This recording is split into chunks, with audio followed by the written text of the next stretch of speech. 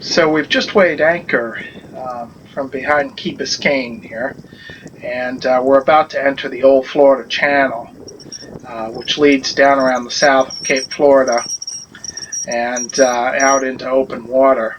And for at least part of this, we're either going to be close hauled or have to tack to windward. And so I'm raising the staysail because she's going to need that power to work to windward. And here we can see one of the advantages of a long keel vessel. I just have the helm lashed here, and she'll generally hold her course long enough for me to raise the staysail and coil down and get back to the helm, so long as a big gust of wind doesn't hit, of course.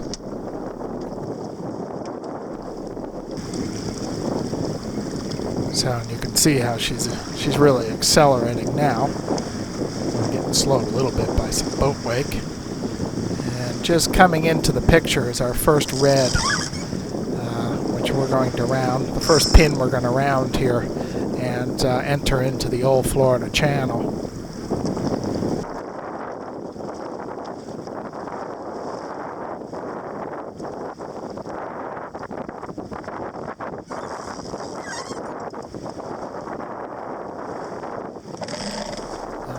Come up on the wind here, so here we go. I'm starting to crank in the sails, and still not quite sure what our wind angle is going to be just yet, but we are going to have to come up about 45 degrees or so. And so here we are, and we're close hauled and cannot quite lay the course, so we're it's looking like we're going to have to tack here at some point.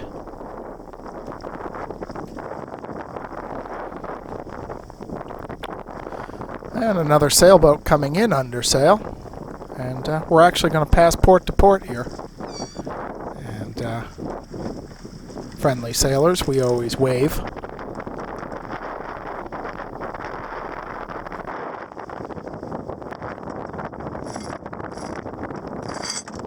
So here we go through our first tack here, and see if we can do this without any tangles. And she's coming around. I already took up on the lee runner there, so that'll become the windward runner, running backstay, which needs to be tensioned. And that was a pretty clean one. Just got to pull that staysail in a little bit there. Overhaul the lazy sheet on the staysail, and she looks pretty good to go there.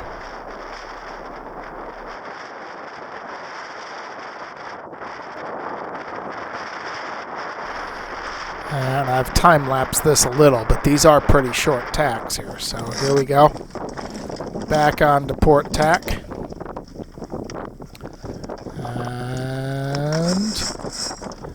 Again, looks like another pretty clean tack there. She just came right around.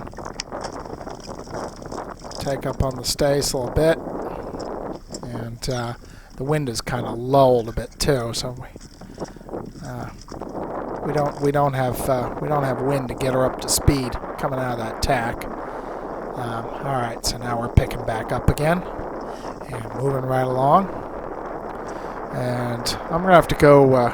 Going below here, I have my laptop computer on the chart table with OpenCPN, so I briefly went below here just because I needed to get a good look at it to see where we were in the channel, and particularly relative to where the shoal areas are.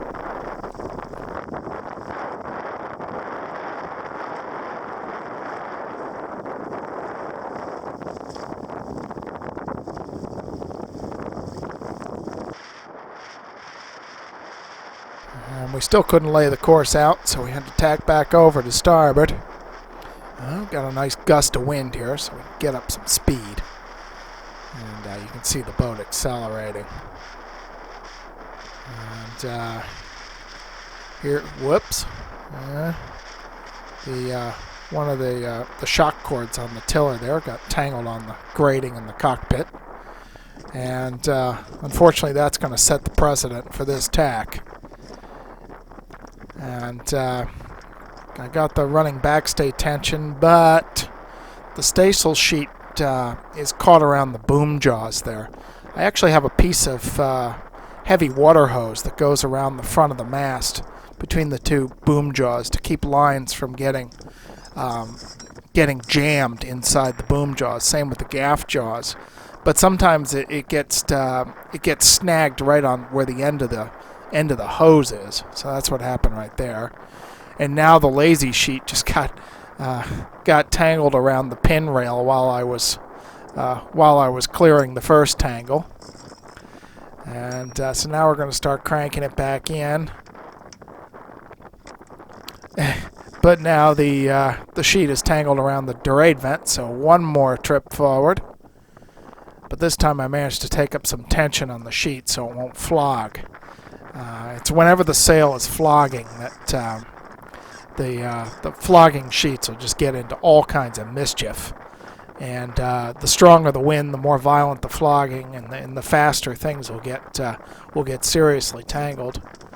And then finally release the lee runner, and we're finally cleaning away on port tack. And for some reason, before every tack, I keep putting my sunglasses back down below. I don't know why, but after every tack, I have to lean inside the cabin there and retrieve them. So we still had to make one more tack over toward all the nice, expensive houses on Key Biscayne there. And sometimes that does happen. You just get yourself out of sequence on a tack, and then the mistakes just compound, and it's just tangle after tangle after tangle. Usually when that happens, it's simply because I got things out of sequence and I'm just not paying close attention to what I'm doing, and we end up with tangles. So we'll see if I learned from the last tack there. And indeed, we're going to come around nice and cleanly this time. And the winds always get a bit lighter as we get up closer in the lee of Key Biscayne there. So it takes a little longer for the boat to accelerate out of the tacks.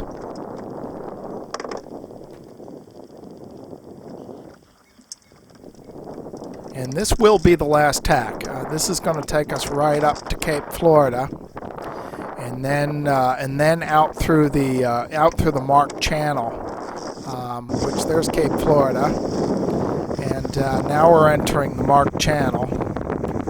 As you can see, we're a fair ways out, but the water depths inside this channel are still only about 8-10 feet of water, so it's very shallow. So now we're a little over 3 miles out, past the Mark Channel. See, the water is clearer, and you can see those dark patches. That's the bottom. We're still only in about 15 or 20 feet of water, so you can still see the bottom.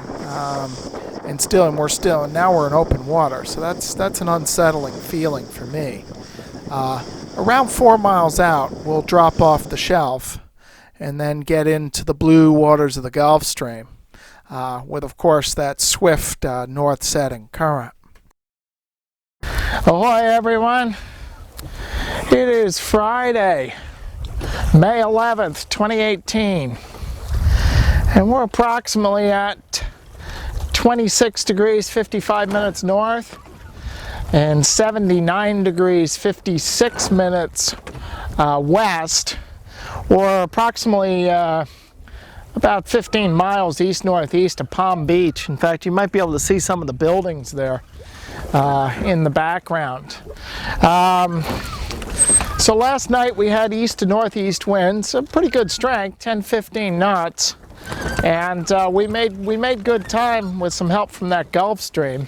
However, it was quite bumpy, and we were really plunging into a kind of northerly swell there that was probably caused by the current. As a result, the winds lightened up this morning, but came more northeasterly again. So we closed the coast around Lake Worth there, and got close enough so I could get a signal on my cell phone and get an updated weather report. And the latest weather maps are showing these winds going truly easterly tonight after midnight, and should be around 10-15 knots, so that'll be nice. At present, we are, this morning we took a tack back out and got into the current again, so we're drifting with the Gulf Stream. I'd say we got about 2 knots of north setting current where we are right now. The winds have gone light. I mean, we got about 5 knots, less than 5 knots of wind. And again, we've got kind of this northerly swell we're trying to punch through. And as a result, it's hard to really get up any speed through the water. We just don't have enough wind to drive this boat. So we're more or less just drifting with the current right now. It's sunny and cheerful out here, and the boat is upright, so it's pleasant. And hopefully those easterly winds will materialize. And down the track, it looks like Sunday, Monday, then we should start getting southeasterly winds, and then swinging south to southwest as we work our way up north. Weather maps are not showing any bad weather all the way through next Thursday. Mainly just south to south, southerly to southwesterly winds. So that's looking real nice, actually. We might have a pretty fast and easy run here. Fingers crossed. 34 West South 1032 Marine Weather HF Voice Broadcast National Weather Service Ocean Prediction Center, Washington, D.C. 10:34 a.m. Eastern Daylight Time, Saturday, May 12, 2018. West Central North Atlantic Continental Shelf and slope waters beyond 20 nautical miles to 250 nautical miles offshore. Synopsis from mid-Atlantic waters.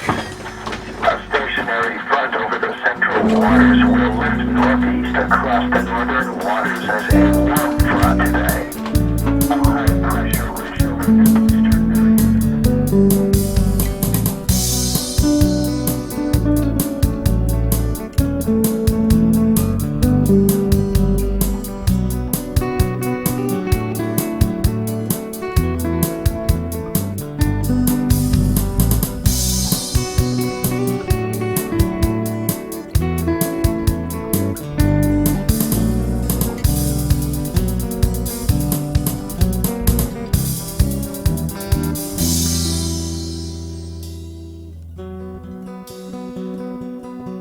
Mm-hmm.